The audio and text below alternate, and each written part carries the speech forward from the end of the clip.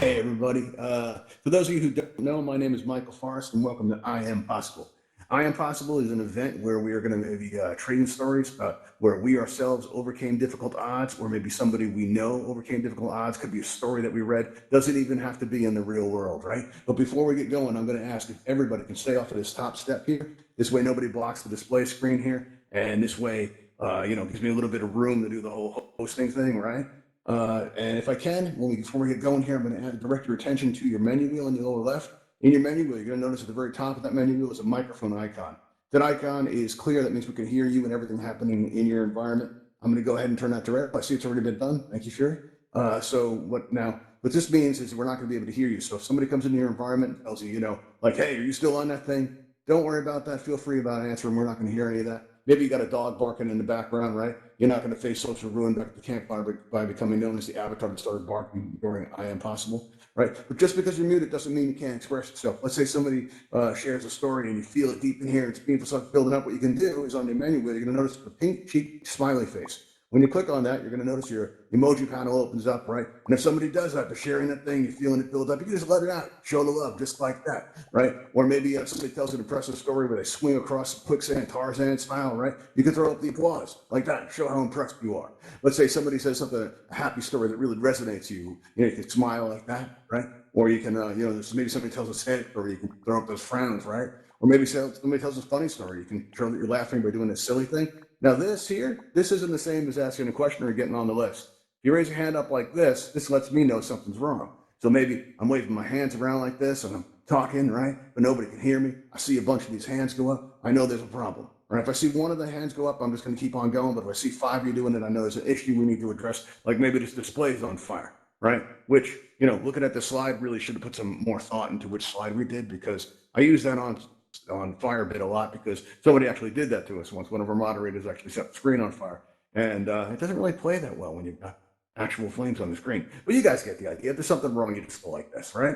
Okay, cool. All right, now what we're going to do here is I'm going to make a button appear on your lower right. That's the wrong button. That's not good. We're going to make a raise hand button appear on your lower right as if by magic. There we go.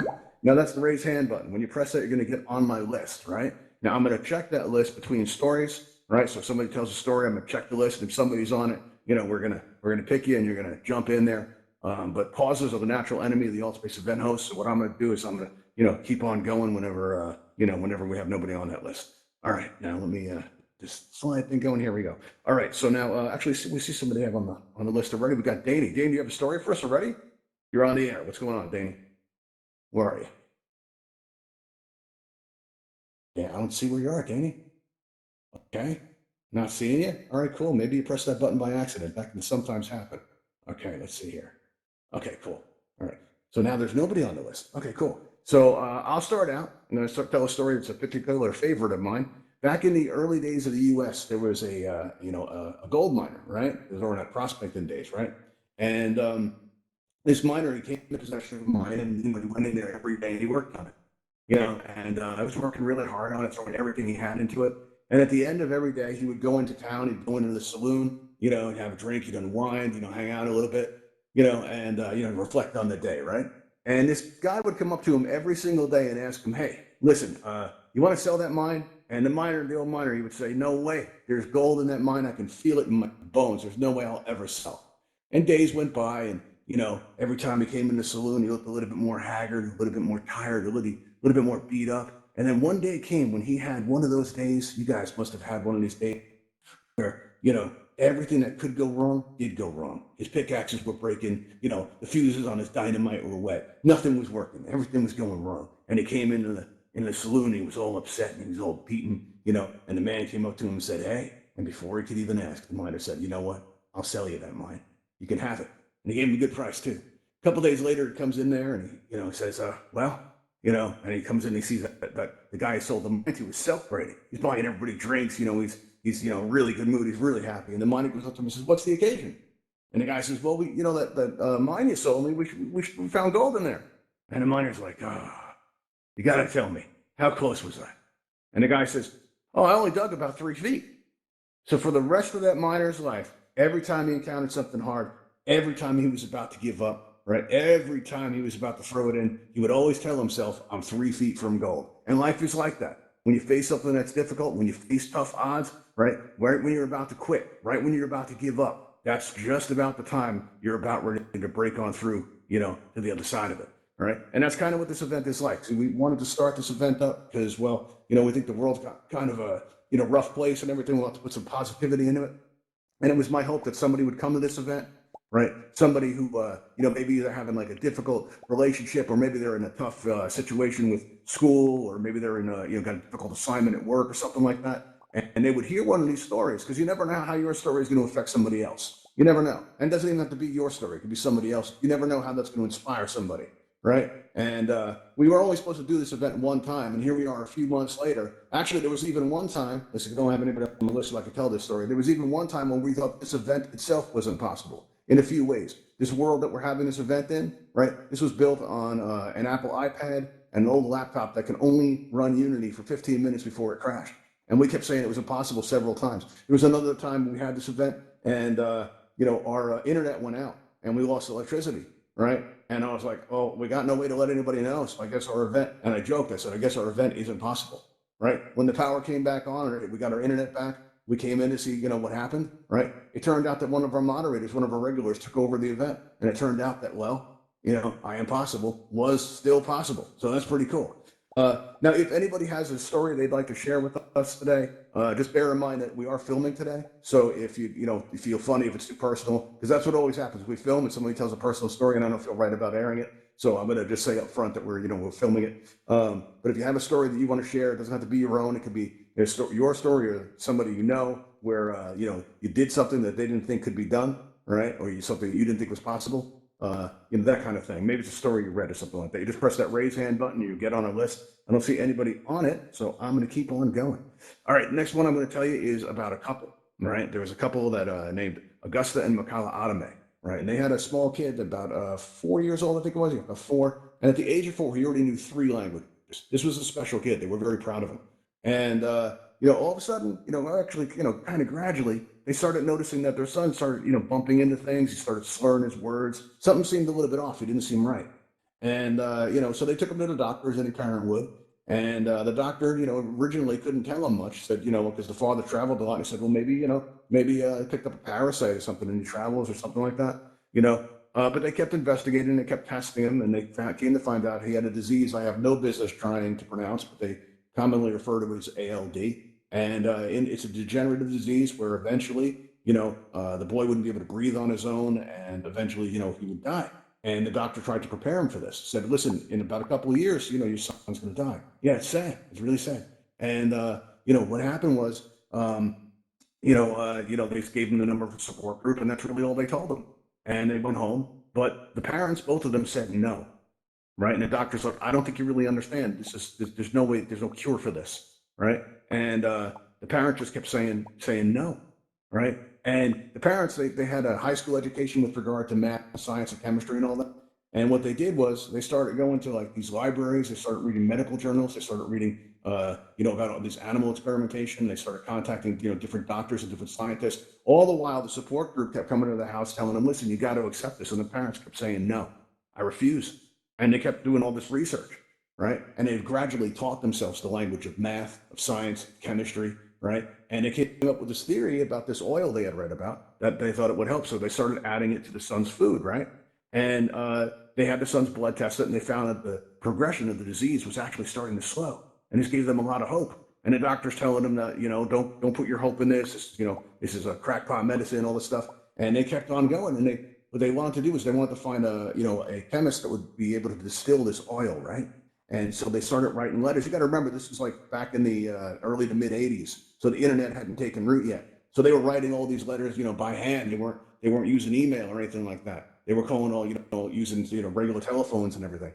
And they contacted about 100 different chemists. And one day there was a chemist that was about to retire. It was his last day of work, and he opened up his mail and he read this letter, from the Augustas and from the Automates rather.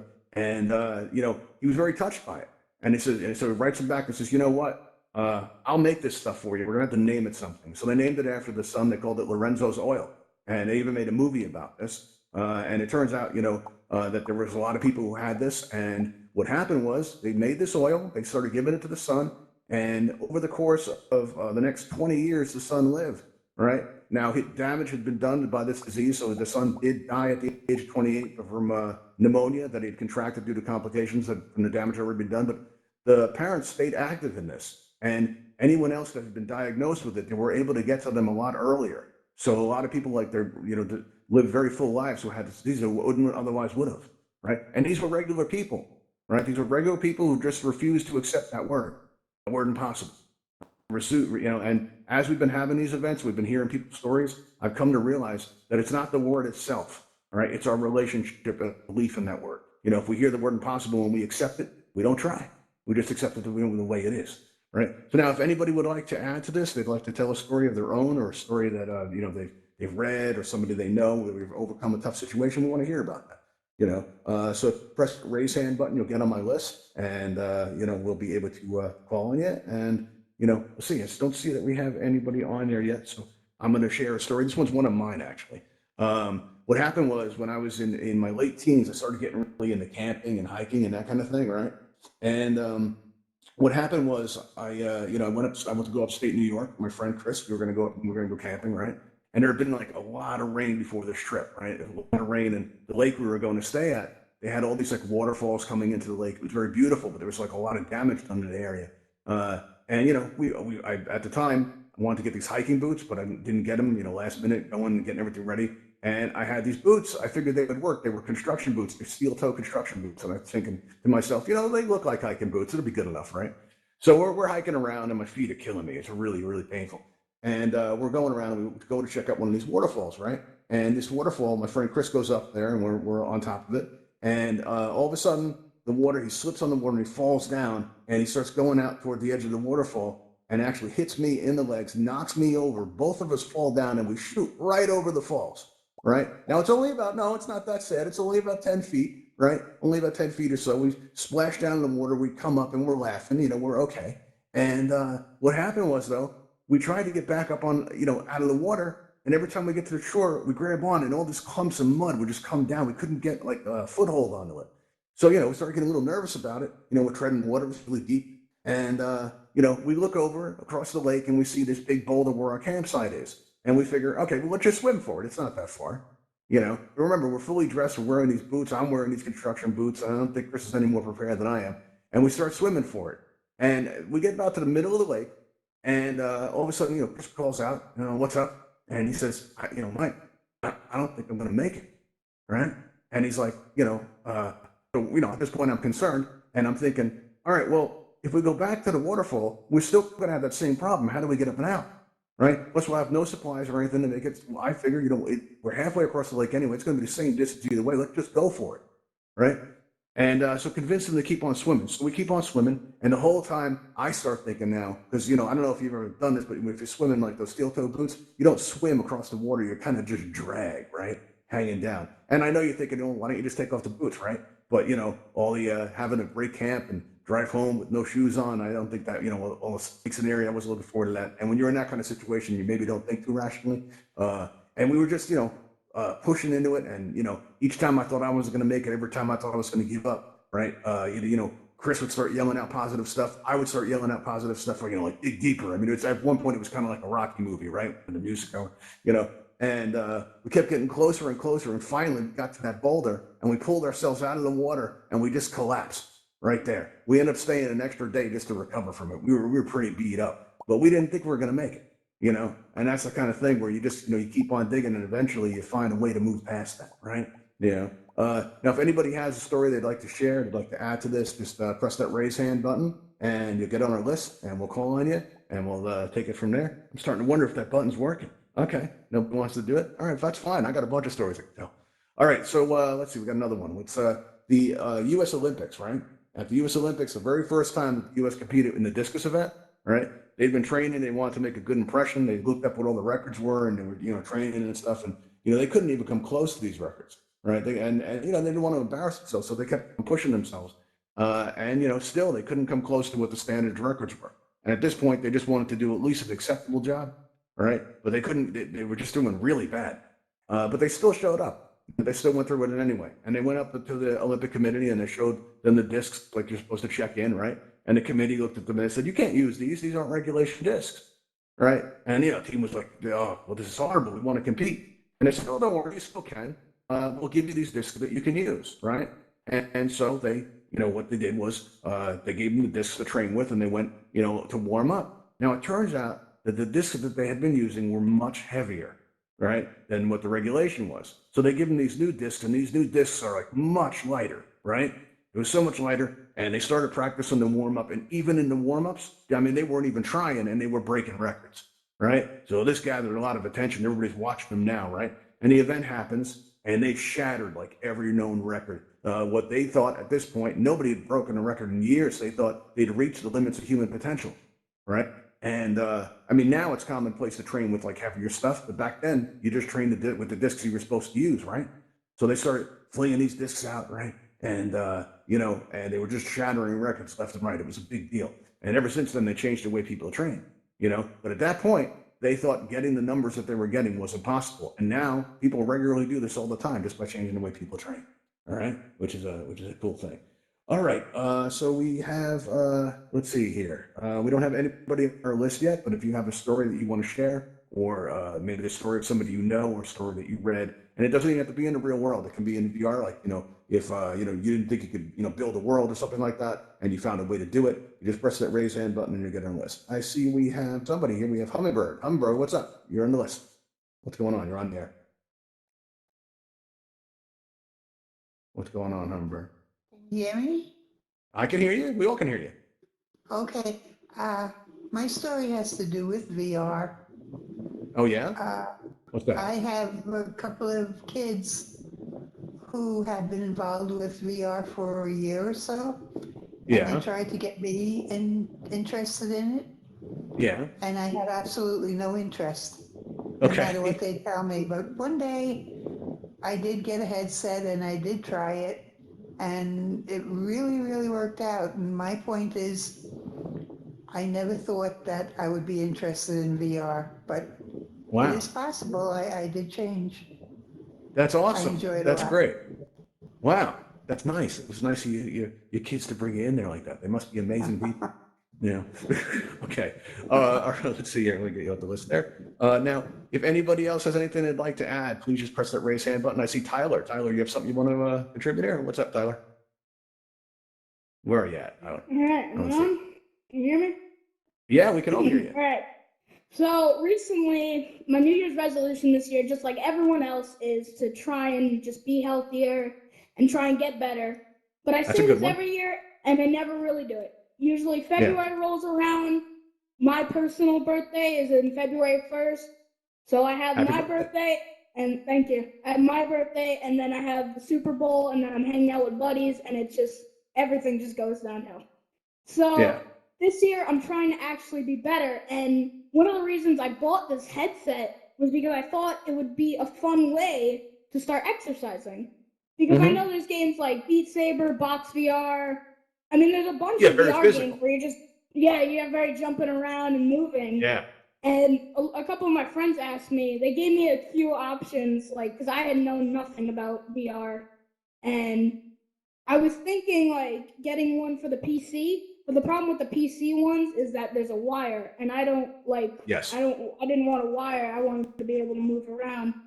So I ended up choosing the Oculus Go, and it's been really helpful just trying to get better. But I think the hardest part of being more healthier is what you eat and your diet, because I felt like Simba looking at the shadow realm when I passed by the chip aisle at grocery stores. It was just so difficult to get off my diet. My old diet was just completely terrible.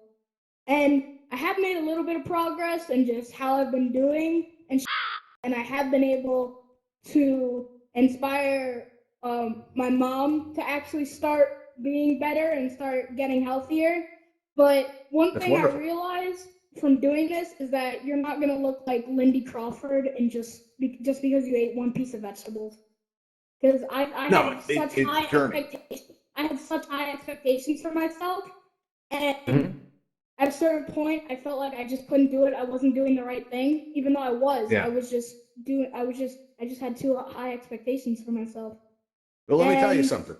You can make anything a habit, right? If you do anything for 3 months, it yeah, becomes a if you habit, do anything you know, for a while, yeah. But I've and you're about started, halfway there. yeah, Yeah. and Good stuff. that's really my story of just That's getting awesome. healthier and trying to do better in life. Yeah. That's great. Well, you're about halfway there. You keep going. All right. Don't give up. Yeah. Remember that story about that miner, man. You're 3 feet from gold. If you pass by that chip pile, right? Just tell Yeah. yourself, man, 3 feet from gold, and you just keep on pushing. That's the best way to do it. All right. Now let me see here. We got other people on our list. We're gonna check out now. We got Lady. I think they never show the full names on this list. I'm gonna guess that's Phoenix. Lady Phoenix. Let me see. Am I right? Yes, I am. Lady Phoenix in the back. How's it going? Hi, okay. I just Yeah. wanted What's to share up? a bit about a really good friend of mine that I actually met here in VR. I've been in about Yeah. 5 months, and it's a Cool. wonderful place for so many things, and to meet people. And I'm in the States and she's in Norway. And I've come to find out that she has an invisible illness, which is so difficult. And Yeah. they have been trying to find out what's wrong with her. We don't know if it's autoimmune or what. The point being, it acts something like chronic fatigue. So she's only in her 30s, and she Yeah. can barely get out of bed on many days. And it's just been really sad to watch her. But since I've known her, I have watched her try to take control of her life. Um, and VR has been such a good help to her. And Oh, sure. I support her and I applaud her because she puts one foot in front of the other every single day and does the Yeah. best she can. And you were talking before about building worlds. We've kind of teamed up, and she's teaching me and I'm teaching her. And I've watched her grow she didn't think she'd be able to do anything, but VR has given her a new interest, and she's become very creative and is trying her best to just deal with, what the universe has given her right now.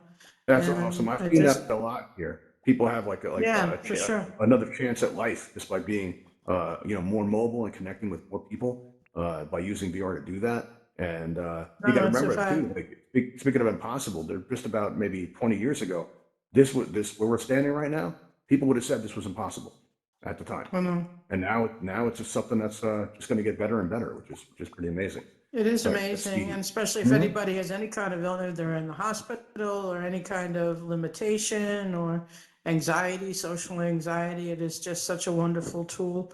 But I was For just talking sure. about her in particular and how she's struggling and is just doing marvelous, trying to make a life around her illness. So, Yeah, and it's incredible stuff. It's amazing to see what people are capable of, and as long as you don't ever give up, you can just, keep on pushing. Eventually you'll, right. you get the things and the whole world can open up for you. It's really amazing stuff. Yeah. Let's see, we have Hummingbird on the list again. Hummingbird, what's up? Can you hear me? Yeah, we can hear you great. Okay, I don't have a story. I just want to make a comment that I think Sure. it's amazing how you friend somebody in another country, and Yeah. VR covers the whole world. Anybody can join. Yeah, absolutely. It's great I stuff. think it's You know? amazing. Yeah, really Okay, fascinating that's all I stuff. wanted So, to say. for me, it's like what I find remarkable about it is like you can lift your hand up like this, and that gesture gets transmitted to the other side of the world. I mean, there's nothing like that. That's absolutely amazing. We got time for one more. I see Tyler, you have your hand raised there. Let's get you on the air. Tyler, you're on the air. Go ahead, Tyler. What's up? Yeah, I wanted to add on to what they were saying. I just think that it's pretty incredible. I mean, I was talking to a guy from Germany earlier, and Wow. I mean, it's very easy to find friends on VR, and I think that in the future, VR will probably be more than just a way to play games. I feel like Yeah. eventually, just think about how you can take students in a classroom, and instead of them showing them Rome on a textbook, you can take them in a hmm virtual world to Rome and to battles and stuff like that. And I think that would be Yeah. really cool. But Yeah. maybe that's like way, way far down the line because VR Well, I is mean, in a trying way, they're to. already doing it. I mean, look at Space. I don't really see this place as a game. This is people all over the Yeah, world having a shared experience. There's no way to really win. I yeah, mean, if you make friends in here, I guess you've won. But there's no yeah, like, no score or And anything like that. I VR don't is think so. coming. Yeah, VR is coming increasingly cheaper as time goes on because they have some things now where you just have to slot in your phone into like this cardboard box with lenses, and you're in a VR game. It's crazy Exactly. how cheap VR Yeah. has come and how cool it'll be. All right, that's all I wanted Really to say. great Thanks. stuff. Really good stuff. All right, listen, we don't have much time here, so before we head out, I want to just make a quick announcement. Thank you, first of all, for coming. You've been a great audience. But if you enjoy our content at all, if you go to altvr.com and you'll see there's where it says channels, you'll see a list of Altspace event channels. You'll see Ravenhall events listed there. And if you press on that subscribe button, it lets Altspace know that you enjoy our content. We always feel good when we see that number go up. We don't get paid to do this. We just we enjoy seeing that happen. And if you are on Twitter and you want to follow us, find us at __ uncanny valley. And now, the part I've been looking forward to, the big buttons over here. We got these two buttons here. What these buttons do, right, is they control our exit now. Usually at the end of our events, we take everybody flying to the Ravenhall Flight Academy. So the way we're going to transition this is a new thing that we're doing. What you do is we're going to press this Talon button here, and you're going to hear an announcement play. You're going to see one ship come up. Ravenhall Talon aircraft en route to your position. If you haven't tried these yet, Please stay clear of the landing pad. you can Thank fly you. these. All right, he's coming up right now. At the Ravenhall Flight Academy, we take everybody flying. You can also fly these around. You're going to see it pass over us, just like that. And you're going to see it touch down on the pad there. You're going to see the portal open up. There you go. And we can go into that blue portal. And if you take us to the Ravenhall Flight Academy, where we can fly the ships around if you like, and give it a try there. So thank you all for coming. Talon You've been great on aircraft is now boarding for see you transport next to the time. Ravenhall Flight Academy. you. Please step And into the remember, blue light. well, I don't Thank believe in you. the word impossible. I do believe in all of you. Thanks for coming. See you next time.